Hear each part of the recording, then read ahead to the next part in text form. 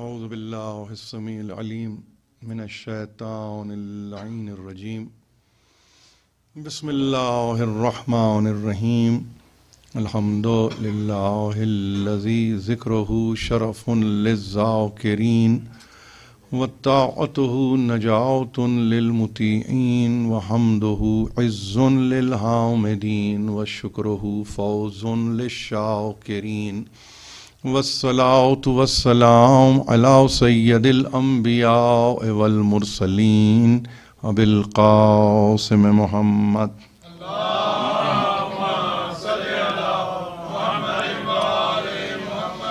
وأہل بیتہ الطیبین الطاہرین المعصومین المظلومین الذین اذھب اللہ عنہم الرجس وطہرہم تطہیرا.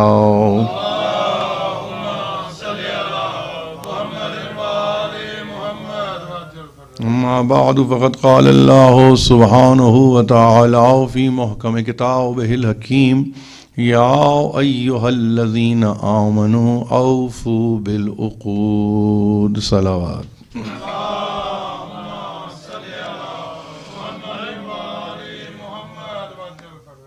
سورہ مائدہ کے تعلق سے ہماری تقاریر کا سلسلہ جاری ہے. میں بے انتہا ممنون و مشکور ہوں آپ کی سماعتوں کا. کل کی حد تک جیسے کہ انتظامیہ نے آپ سے کہا کہ یہاں جو بیٹھے تھے انہوں نے تو ظاہر ہے کہ اس کلام کو سنا، لیکن بوجوہ یہ آپ تک نہ پہنچ سکا، لیکن پوری کوشش ادارے کی یہ ہے کہ آپ تک گزشتہ کل کی تقریر بھی پہنچ جائے. میں سمجھتا ہوں ظاہر ہے کہ جہاں پہ انہماک ہوتا ہے سماعتوں کا اور سماعتیں جہاں پر منہمک ہوتی ہیں تو وہاں پہ ذرا سا بھی گلچ وہ سسٹم ہی کا صحیح وہ بہت بار ہو جاتا ہے. یہ بھی دیکھنے سے تعلق رکھتا ہے کہ جس زمانے میں ہم جی رہے ہیں یوں تو بہت سی آسانیاں ہیں، مگر اس کے باوجود کبھی کبھی جو ہم کہتے ہیں نا کہ ایلز آف ٹیکنالوجی، وہ یعنی آپ کے پاس سب کچھ ہے، فن بھی ہے، فنی مہارت بھی ہے، تکنیک بھی ہے، سب کچھ آپ کے پاس ہے، مگر ایک ایسا مرحلہ آتا ہے جس میں انسان قاصر رہتا ہے. اور شاید یہ وہ مواقع ہوتے ہیں کہ جہاں پہ کسی کے وجود کا یقین ہوتا ہے کہ کوئی ہے. تو ظاہر ہے کہ ہم اسی کی بارگاہ میں ملتجی ہیں، اسی کی بارگاہ میں ہمیشہ ہم نے اپنے یوں سمجھیے کہ ہاتھوں کو پھیلائے رکھا ہے. لگتا تو ایسا ہے جیسے کہ جس دور میں جی رہے ہیں وہاں پہ ساری آسانیاں ہی آسانیاں ہیں، مگر ان آسانیوں میں جو زحمتیں پنہا ہیں اس کا اندازہ کوئی نہیں کر سکتا. بہرحال یہ جب تک کہ انسان کے احوال میں توفیقات شامل نہ ہو اور اس کا فضل نمایاں نہ ہو جائے یہ مسئلہ ہی رہے گا. اسی لیے بچوں کو ہم یہ کہتے ہیں اٹھتے بیٹھتے چلتے پھرتے دیکھو یہ سمجھو کہ یہ تمہاری قوت نہیں ہے، یہ کسی کی عطا کردہ قوت ہے جس پر کہ تمہارا انحصار ہے، اور تم ایک قدم اٹھاتے ہو تو وہ کسی کی دی ہوئی قوت کے نتیجے میں. کیا ہوتا ہے کہ 3 برس کا بچہ 5 برس کا بچہ جس تیزی سے قدم اٹھاتا ہے 80 سال کی عمر کے اندر وہی قدم اتنے ہی فاصلے کا قدم اٹھتا کیوں نہیں ہے؟ ظاہر ہے کہ آپ یہ کہیں گے کہ بھائی وہ نہ اٹھنے کی وجہ یہ کہ عمر بڑھ گئی. یقیناً عمر بڑھی ہے، لیکن یہ بھی تو طے کسی نے کیا تھا نا کہ عمر بڑھے گی تو قدم نہیں اٹھے گا، عمر کم ہوگی قدم اٹھے گا. اس میں ہمارے سہارے کی ضرورت رہے گی. اب وہ سہارا دینے کے لیے خود زمین پہ نہیں آتا ہے، وہ سہارے پہنچانے کے لیے خود مجسم نہیں ہوتا ہے، وہ اپنے مظاہر کو پیش کر دیتا ہے، اور وہ مظاہر قدرت کہلاتے ہیں. اس میں کسی کو پریشان ہونے کی ضرورت نہیں ہے کہ کوئی خاص عقیدہ ہے جس کے تحت گفتگو ہو رہی ہے. بھائی کتابوں میں جو لکھا ہے اس کو بیان کرنے کی عزت حاصل کرتے ہیں، وگرنہ ہماری مجال نہیں ہے مائدہ کے تعلق سے گفتگو کرتے ہوئے بے رائے کوئی بات کی جا سکے. میں تو بچوں کو تشویق دلاتا ہوں، شوق دلاتا ہوں، یہ کہتا ہوں کہ جو کہا جا رہا ہے اس کو جا کے ایک مرتبہ دیکھو، دیکھنے کی زحمت کرو، اس لیے کہ جب تک یہ عادت نہیں ہوگی اس وقت تک آپ کا عقیدہ راسخ نہیں ہوگا۔ یہ ذمہ داری سے بات کر رہا ہوں، یہ بہت ہی ذمہ داری سے بات کر رہا ہوں۔ ہر گھر میں لائبریری نہیں ہوتی ہے، مگر یہ بھی تو دیکھیے اب تو آپ کی ہتھیلی پہ لائبریری ہے، ایسا بھی نہیں۔ ایک زمانہ تھا کہ آپ کہتے تھے کتابیں نہیں ہیں، کون سی کتاب چاہیے پوچھ لیجئے آپ کو کتاب مل جائے گی، آنے واحد میں، ایک دقیقے میں، چند ساعتوں میں وہ کتاب آپ کے پاس آ گئی، آپ نے کہا PDF پہنچ گیا ہمارے پاس، ہم نے اس کتاب کو دیکھ لیا۔ بھائی جہاں اتنی آسانیاں ہیں وہاں پہ بولنے والا جب گفتگو کر رہا ہے تو ذرا ملاحظہ فرمائیے، دیکھیے، سمجھیے، جانچیے، تبصرہ کیجئے، گفتگو کیجئے آپس میں۔ ظاہر ہے کہ رمضان کا مہینہ ہے تو رمضان کے مہینے میں تو یہی تو عبادتیں ہیں جو ہم کر رہے ہیں۔ یہاں پہ تو یہ وہ مہینہ ہے جس میں ایک مصافحہ بھی عبادت ہے، ایک معانقہ بھی عبادت ہے، کچھ دیر کے لیے استراحت بھی عبادت ہے، خاموشی بھی عبادت ہے، کسی کی غیبت نہ کرنا بھی عبادت ہے۔ کبھی یہ تو سوچئے کہ اس مہینے میں، اس محترم مہینے میں، اس مبارک مہینے میں کیا کیا آپ کو سہولتیں دی گئی ہیں۔ یعنی ایسا لگ رہا ہے جیسے کہیں خزانہ کھلا ہے اور کوئی کہہ رہا ہے دونوں ہاتھوں سے سمیٹ لو، آؤ دونوں ہاتھوں سے سمیٹ، جتنی تمہاری جھولی ہے تم دامن تو پسارو، اس کے بعد دیکھو کہ کیا کیا نعمتیں تم کو مل رہی ہیں۔ تو ایسے ماحول میں مجھے مائدہ جیسی نعمت مل رہی ہے۔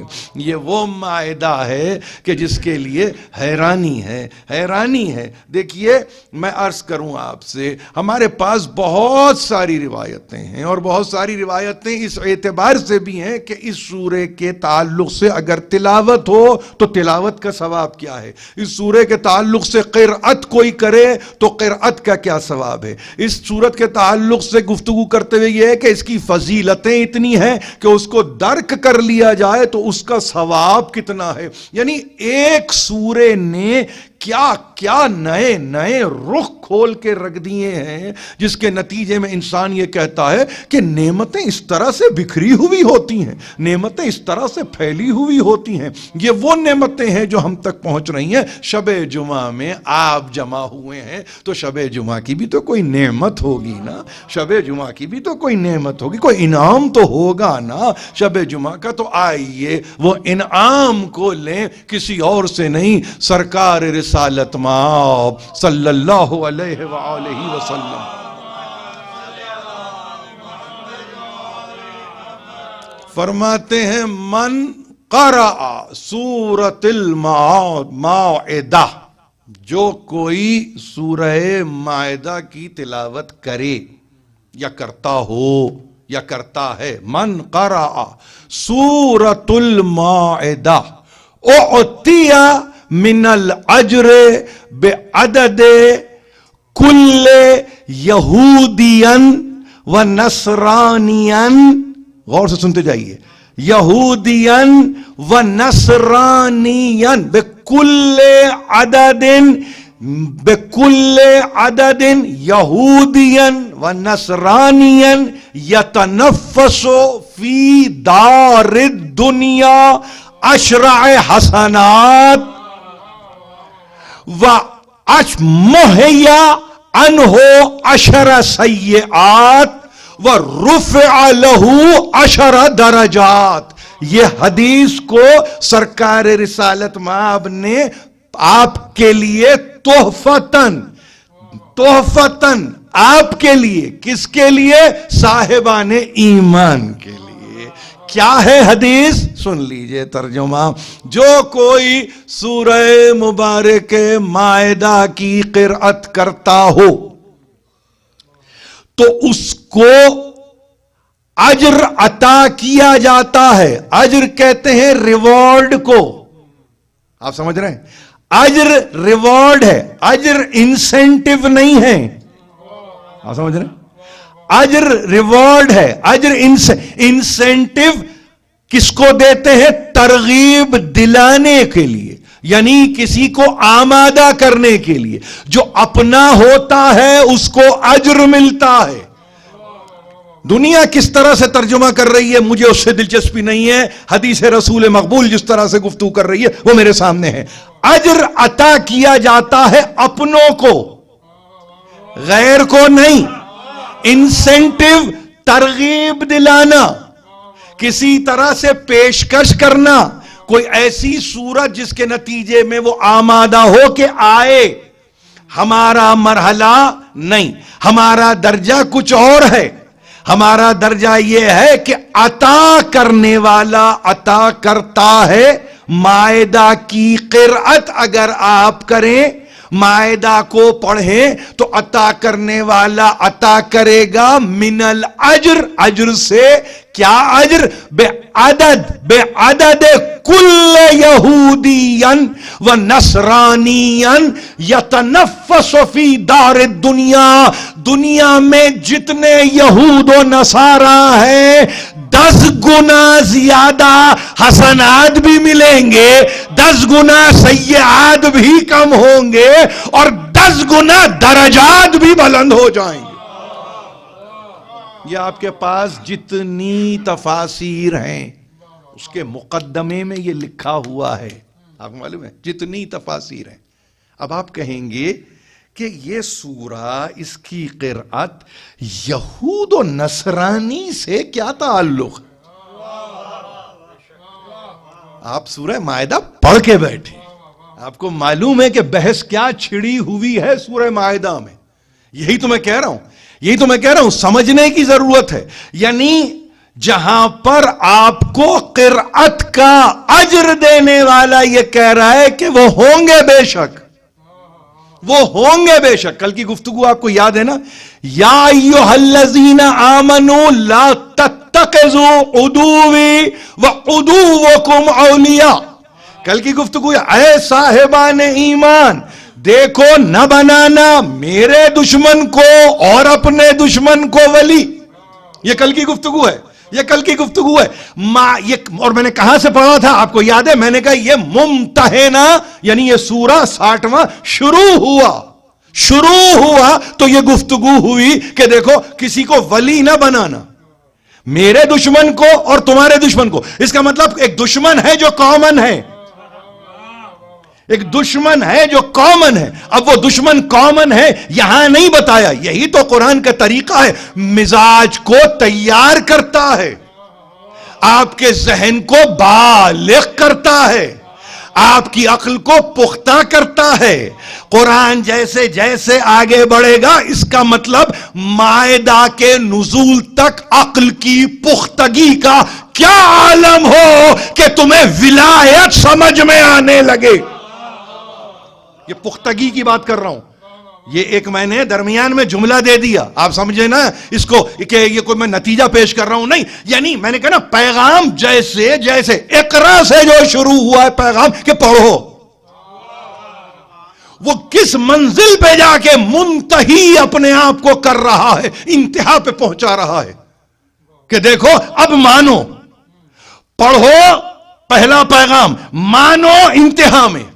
ذرا پڑھ کے مانو تو لطف زیادہ آئے گا، علم حاصل کر کے مانو گے تو مزہ زیادہ آئے گا، کسی کو جان کے پہچانو گے تو لطف اور بڑھ جائے گا۔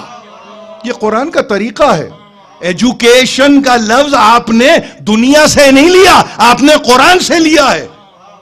تعلیم قرآن سے ملی آپ کو، تو پھر وہاں پہ پہلا سبق کیسا ہوگا؟ کیا مشکل ہوگا؟ نہیں، آپ کہیں گے مشکل تو نہیں ہوگا، پہلا سبق مشکل نہیں ہوگا، لیکن انتہا میں توقعات یہ ہوں گی کہ اچھا اگر یہ طالب علم رہا ہے قرآن کا اور قرآن کو یہ مسلسل پڑھتا چلا آ رہا ہے، تو اب جو ہم پیغام دینے جا رہے ہیں نا، یہ کم از کم اس پہ گراں نہیں گزرے گا، بھاری نہیں ہوگا۔ تو مائدہ تک پہنچتے پہنچتے وہ لوگ کہ جو یہ سمجھتے ہیں کہ پیغام بھاری ہو گیا، سمجھ میں نہیں آیا، تو وہ اس بات کی دلیل ہے کہ انہوں نے قرآن کے اول کا مطالعہ صحیح نہیں کیا ہے۔ جو قرآن کو شروع سے ترتیب سے، تدریج سے، ترتیل سے، تعویل سے، تنزیل سے پڑھتا ہوا چلا آتا، تو اس کو اس پیغام تک پہنچنے میں دقت نہیں ہوتی. میری بات کو بہت غور سے سنیے، یہ بڑا اہم مسئلہ ہے، یہ اہم مسئلہ ہے، اس کو جاننے کی ضرورت ہے. تو اب یہ باتیں وہاں سمجھ میں آئیں گی جب آپ قرآن کو پڑھیں گے. قرآن پڑھیں گے آپ تو ظاہر ہے کہ تھوڑا سا پیشنس ہوگا آپ میں کہ ہم پڑھیں گے کہ بھئی یہ عدو اللہ کا اور یہ عدو وہ کہتا ہے تمہارا، ان کو ولی نہ بنانا. تو اس کا مطلب یہ ہے کہ کوئی تو ایسی منزل ہوگی جہاں یہ کھول کے بتائے یا ایھا الذین آمنوا لا تتخذوا یہود والنصارى اولیاء. مائدہ کے اندر کہہ دیا کھول کے. وہ جس کو ہم نے یہ کہا نا تم میرا دشمن تمہارا دشمن، کامن دشمن کون ہے؟ یہ یہود و نصارہ ہیں. اب دیکھیے بات یہ ہو رہی ہے، میں پھر عرض کروں گا آپ سے، مجھے بہت اچھا لگتا ہے چیزوں پہ کمپرومائز کرنا، بہت اچھا لگتا ہے. خاص طور پہ جس ماحول میں آپ سانس لے رہے ہیں وہاں پہ تو اور اچھا لگتا ہے، اس لیے کہ کوئی پریشر نہیں ہوتا آپ پہ، عقل ساتھ دیتی ہے.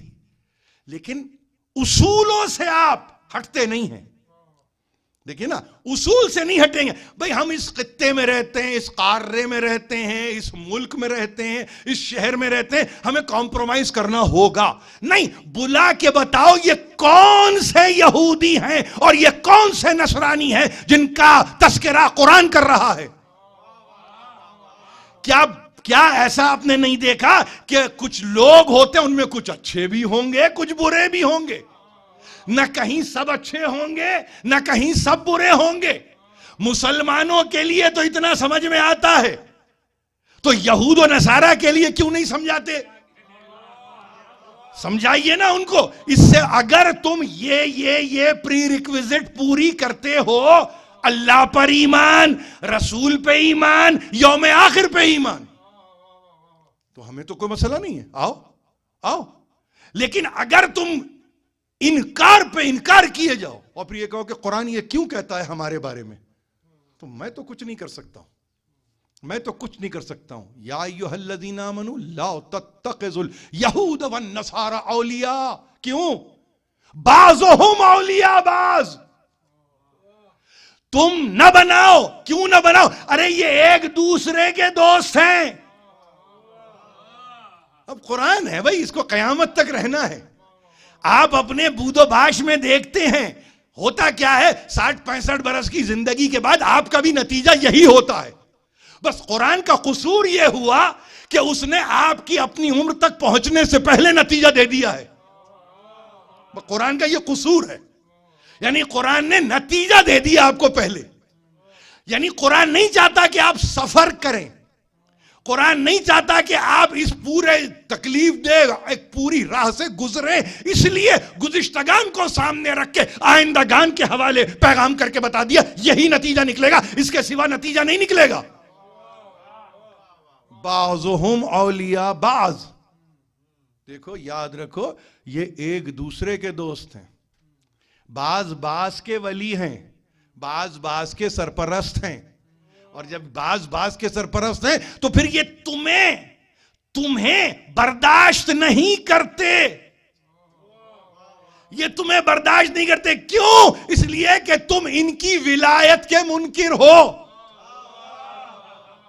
کبھی آپ سمجھے؟ اس طرح سے بھی دیکھیے، تم ان کی ولایت کے منکر ہو.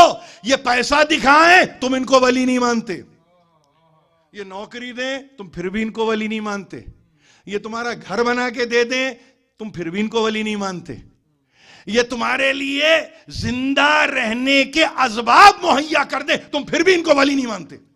اس کا مطلب ولایت کسی بہت ہی بڑی شے کا نام ہے. وہاں دولت، ثروت، عزت، حشمت، وجاہت، یہ ساری چیزیں ہٹا دیجئے، اس سے بہت بلند ہے، بہت بلند ہے. کیوں بلند ہے؟ اس لیے کہ اس ایک بلندی پہ اگر پہنچتے ہو تو سارے چشمے وہیں سے پھوٹیں گے. لیکن اگر تم نے یہاں کسی ایک دولت کے چشمے کو ہاتھ میں لیا اور سمجھے یہ کہ ولی تک پہنچ جائیں گے تو ولی تک پہنچ نہیں پاؤ گے، یہ دشمن ہے تمہارے. یہ تمہارے بھائی آپ کے جس دور میں آپ جی رہے ہیں، ذرا سا پیسہ آ جائے آپ کے پاس، کھولیے ذرا کوئی بڑی سافٹ ویئر کمپنی ہے $2 بلین سے، اور اس کے بعد میں پوچھتا ہوں آپ سے کہ کتنے لوگ دروازے پہ آ کے کھڑے ہو گئے. وہ کام کو نہیں دیکھ رہے ہیں، وہ آپ کے بیک گراؤنڈ کو انویسٹیگیٹ کر رہے ہیں، اور وہ یہ جاننے کی کوشش کر رہے ہیں کہ اب یہ پیسہ کیسے آیا. ان کے پاس آ جائے تو آپ کو پوچھنے کا حق نہیں ہے، آپ کے پاس آ جائے تو وہ دروازے پہ ہیں، اور اگر آپ ذرا سا بڑے ہوئے تو وہ آپ کو تقسیم کر دیں گے. آپ کو معلوم ہے نا یہ بات؟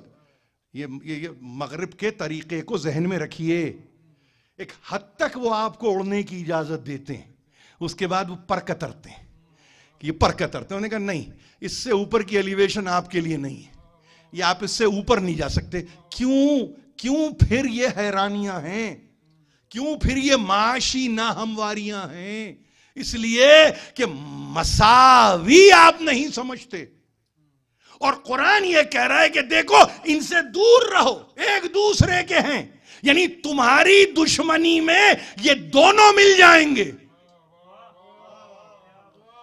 آپ جتنی پولیٹیکل آپ کے سامنے ہسٹری ہے نا، اس کو سامنے رکھیے. اور ایک جملے کو جو میں بیان کر رہا ہوں، میں نام نہیں لے سکتا ہوں، میری بھی تو کچھ مجبوریاں ہیں نا، میں نام نہیں لے سکتا ہوں، میری مجبوریاں ہیں. تو اب ان مجبوریوں میں زندگی گزار رہا ہوں. تو وہاں کیفیت یہ ہے کہ جہاں بھی آپ آ جائیے، آپ کے مقابلے پہ سب ہیں، وہ آپ کے مقابلے پہ ہیں، سب اکٹھا ہو جائیں گے آپ کے ارے احزاب کو بھول گئے؟ جو کل تک دشمن تھے وہ رسول دشمنی میں ایک دوسرے سے محبت کرنے لگے. یعنی 350 برس کی جنگ پیچھے چل رہی ہے، مگر ایک مرتبہ جب رسول نظر آئے تو رسول دشمنی میں جتنے جتھے تھے، جتنے قبیلے تھے، آپ سمجھ گئے نا، جتنے ٹرائبز تھے، سب کے سب جمع ہوئے. یہ حزب نہیں ہے، احزاب. یہ جتھے تھے جو مل گئے تھے. لیکن قرآن یہ کہتا ہے کہ دیکھو اگر ولی کو پہچان گئے، جو اللہ ہے، جو اس کا رسول ہے، جو ایمان والا ہے، اگر تم نے اس کو پہچان لیا تو یاد رکھو یہی حزب اللہ ہے، ہم الغالبون، اور یہی غالب ہو کے رہیں گے. یہ یاد رکھیے. یہ آپ کو تاریخ کتنی مرتبہ آپ کے سامنے دوہرائے، کتنی مرتبہ آپ کے سامنے احزاب لڑی جائے کہ آپ کی سمجھ میں آئے. ارے یہ تو جتھے کے جتھے ایک رسول سے دشمنی میں، جتنے دشمن تھے سب ایک طرف ہو گئے اور رسول کے دشمن ہو گئے، اور آپس میں ہو گئی دوستیاں. یہ بھی تو دیکھیے آپ، یہ بھی تو آپ دیکھیے. اس کو کیا کہیں گے آج کی دنیا کے بڑے بڑے سیاست مدار آج کی دنیا کے کیا کہیں گے اس ایسوسی ایشن کو؟ نہیں، اس یونین کو، کہ ایک کے مقابلے پہ سب آ جاؤ. تو تم کچھ نہیں کرتے، تم احزاب کی یاد دلاتے ہو. ایک کے مقابلے پہ سب آئے، احزاب یاد آیا. جیت مقدر پھر احزاب کا نہیں ہے. وہ جو جتھے آتے ہیں مقدر ان کا نہیں ہے. وہ جس کے ساتھ اللہ کا رسول کھڑا ہے، وہ جس کے ساتھ خود خدا کھڑا ہوا ہے، اور وہ کہتا ہے یہی تو پورا میرا لشکر ہے. یعنی آپ کو کیا اندازہ ہے کہ کیا عالم ہوتا ہے ایسے موقع پر کہ جہاں پہ آتی ہوئی فوجوں کو دیکھا، تدور اعینہم، آنکھیں گھوم گئی تھیں، زاغت الابصار، آنکھیں ٹیڑھی ہو گئی تھی، بلغت القلوب الحناجر، دل اچھل کے منہ میں آ چکے تھے. یہ امت کی ترجمانی ہے جو قرآن کر رہا ہے، اور جو ایک اکیلا اپنی جگہ امت بنا ہوا ہے.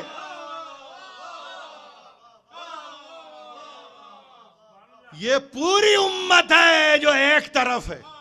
قرآن جھوٹ نہیں بولتا. ہاشا للہ نعوذ باللہ، نہیں، قرآن نہیں جھوٹ بولتا. ہاں قرآن کو جھٹلایا ضرور جاتا ہے. تو یہ نہیں کہ گزشتہ کل قرآن کو جھٹلا رہے تھے، آج بھی جھٹلاتے ہیں قرآن کو. اور قرآن کو جھٹلانے کے لیے آیتوں کا وہ جو سطر بسطر ہے وہ انکار نہیں ہے، آیت الہی کا انکار کر رہے جو علی ابن ابی طالب کی صورت میں. آپ سمجھ رہے ہیں؟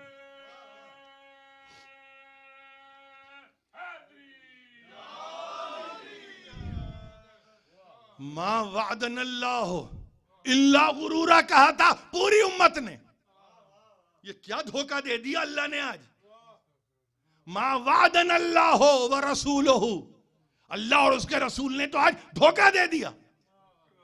مگر وہ ایک جو اکیلا تھا اس نے کہا ھذا ما وعدنا اللہ ورسولہ وصدق اللہ ورسولہ.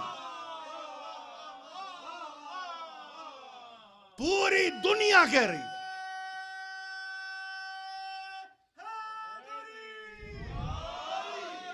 عزیزو دیکھیے یہ بہت ضروری فکر ہے جو پیش کر رہا ہوں. نہ بناؤ یہود و نصارہ کو ولی. ارے تمہارے درمیان علی کو رکھا ہے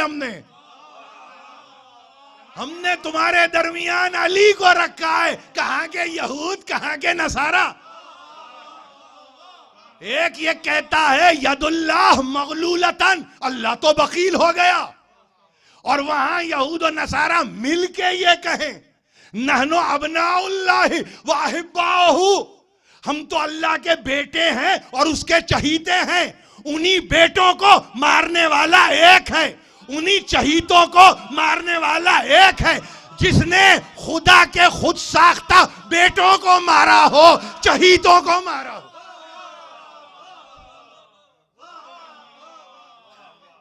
کہیے نا خدا کو مقابلے پہ آ جانا چاہیے تھا علی کے، کہ میرے بیٹوں کو مارتا ہے، میرے چہیتوں کو مارتا ہے. کہا کہ نہیں، یہی ہاتھ چاہیے ان کو مارنے کے لیے. کیوں؟ اس لیے کہ ید اللہ ہے.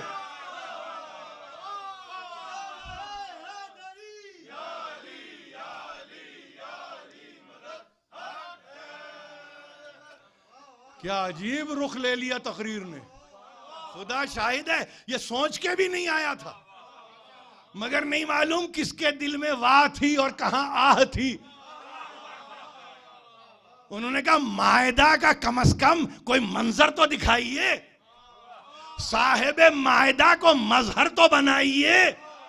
تو خدا شاہد ہے، خدا شاہد ہے، کوئی اور نہیں بن سکتا. دنیا کہہ رہی ہے کہ اللہ اور اس کے، اور یہ خدا کی قسم کھا کے کہتا ہوں کیا پردہ پوش ہے قرآن. اگر ایک ایک کا نام لکھنے پہ آ جائے کہ کس کس نے کہا تھا اللہ اور اس کے رسول نے دھوکہ دے دیا.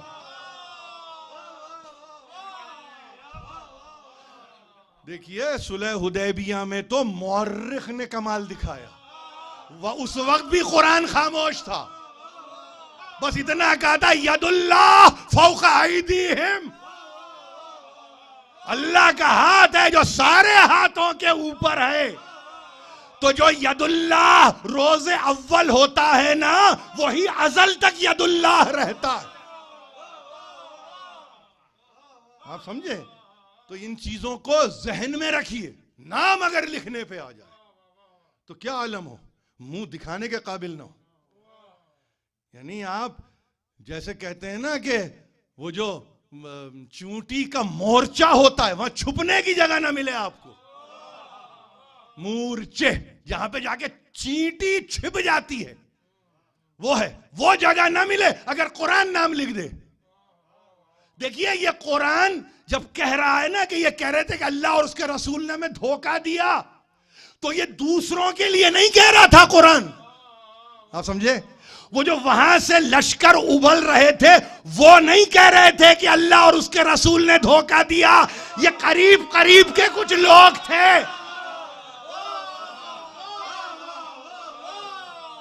جب قرآن نام نہیں لیتا تو میں بھی نام نہیں لیتا. مگر میں کیا کروں کہ صاحبان ایمان کے دماغ میں وہ نام آ جاتے ہیں. میں کیا کروں؟ میں کیسے پابندی لگاؤں؟ میں کیسے کہوں کہ ان کو نہ سوچنا؟ میں کیسے کہوں کہ اس کو نہ سوچنا؟ میں یہ کیسے کہوں کہ جو چھپنے کی کوشش کر رہا تھا اس کو نہ سوچنا؟ آپ سمجھ رہے ہیں؟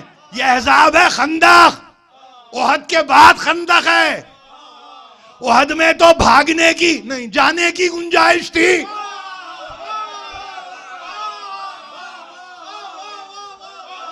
یہاں تو کچھ ایسا انتظام سلمان فارسی نے کر دیا تھا خندق کھود کے.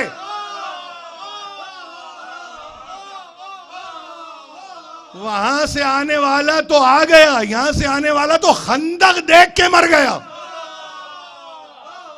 دل چاہتا ہوگا سلمان فارسی سے پوچھیں, سلمان یہ خندق کس کے لیے کھودی تھی؟ تو سلمان بھی فارس سے آئے تھے. تاریخ کی کتابوں میں لکھا ہے حرب و ضرب سے واقف تھے, پوری اسٹریٹجیز کو جانتے تھے, فوجوں کو کس طرح سے مسخر کیا جانتا ہے ان کے علم میں تھا. ایک فارس کی ترکیب نے آ کے عرب میں جگہ بنائی, خندق کھودی, یہاں والے یہاں رہ گئے, اور وہاں سے جن کو آنا تھا ان کو تو دیکھنے والے نے دیکھ ہی لیا, اور خوب دیکھا, خوب دیکھا, اور ایسے دیکھا کہ تاریخ نے کہا کہ بس کچھ نہیں, تکبیر کی آواز آئی, اور وہاں تکبیر کی آواز آئی, یہاں جو اچھلے ہوئے دل جا کے گلے میں پھنسے تھے واپس آ کے اپنی جگہ بیٹھ گئے. تو آج اگر کسی غیر کے دل سنبھلے ہوئے ہیں تو وہ علی کا صدقہ ہے.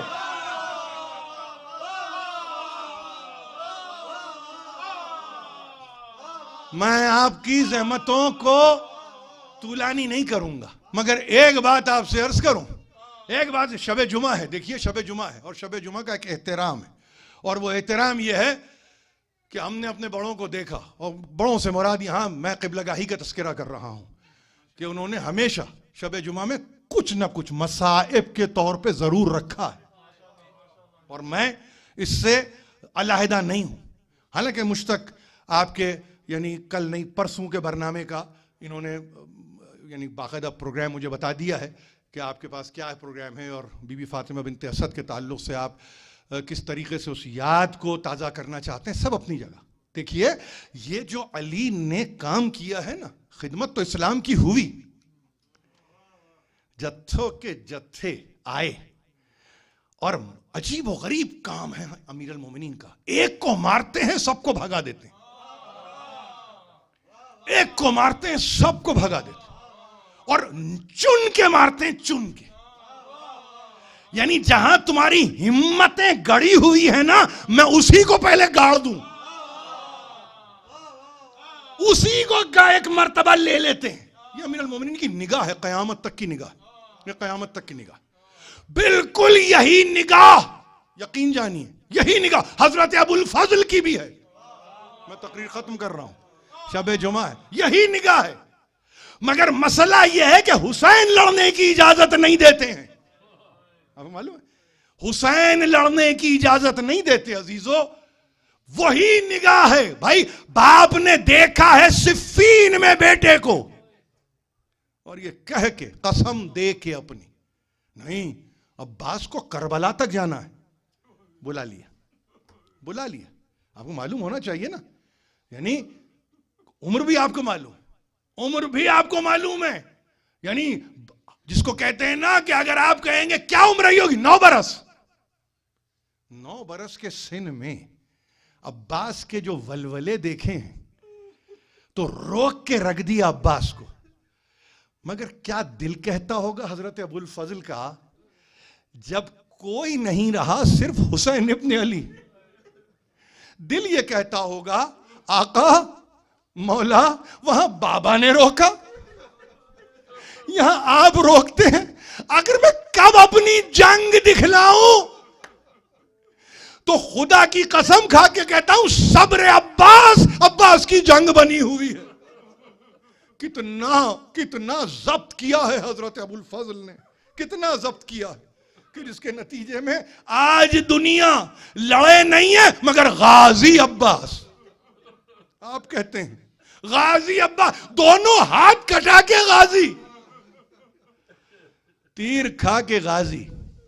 ہاں مگر بس 2 دقیقے، ہاتھ کٹ چکے، مشکیزے پہ تیر لگ چکا، پانی بہ چکا، سکینہ کی تمنا گویا ریگزار کربلا پہ بہ گئی. ایک مرتبہ اب جب آئے اس شان سے آئے کہ علم کو کسی طرح سے سینے سے لگائے، مگر مشق سکینہ کے چھدنے کے بعد تو کہتے ہیں کہ عباس نے اب جانا پسند نہیں کیا. ایک مرتبہ ہاں آیا طفیل ابن حکیم کا کہتے ہیں نیزہ آیا اور سینے پہ لگا. عباس زمین کربلا پہ آئے، وہاں حسین جو بھائی کی لڑائی دیکھ رہے تھے کہ یہ فاتح فرات ہے. ایک مرتبہ آئے اور لاش پہ آئے تو عالم یہ ہے کہ دونوں آنکھوں میں خون بھرا ہوا ہے، ایک میں تو تیر لگا ہوا ہے، ہاتھ کٹے ہوئے ہیں. مگر کہتے ہیں کہ حسین ابن علی نے آ کے عباس کے سر کو زانو پہ رکھا، عباس نے سر کو زانو سے ہٹایا، پھر ایک مرتبہ زانو پہ رکھا، یہاں تک کہ 3 مرتبہ رکھا، 3 مرتبہ سر کو ہٹایا، آہستہ سے کہا عباس کیا میرے زانو پہ آرام نصیب نہیں ہوتا، کیا میرے زانو پہ استراحت نہیں ملتی؟ ایک مرتبہ کہا نہیں مولا، ارے گوشہ جنت ہے، زانو حسین گوشہ جنت ہے، مگر مولا صرف یہ سوچتا ہوں کہ جب آپ گھوڑے سے گریں گے تو آپ کا سر کس کے ساتھ؟ الہی و سیدی و مولایا و ربی، پروردگار اس قلیل توسل کو ہم سے قبول فرما. جو پریشان حال ہیں ان کی پریشانیوں کو دور کر، جو بیمار ہیں واسطہ حضرت ابو الفضل کا شفائے کاملہ اور عاجلہ نصیب فرما. پروردگار تجھے واسطہ حضرت ابو الفضل کا رزق فراواں اور بے پایاں نصیب کر. ہمیں کوئی غم نہ دے سوا غم آل محمد کے. تعجیل فرما ظہور حجت.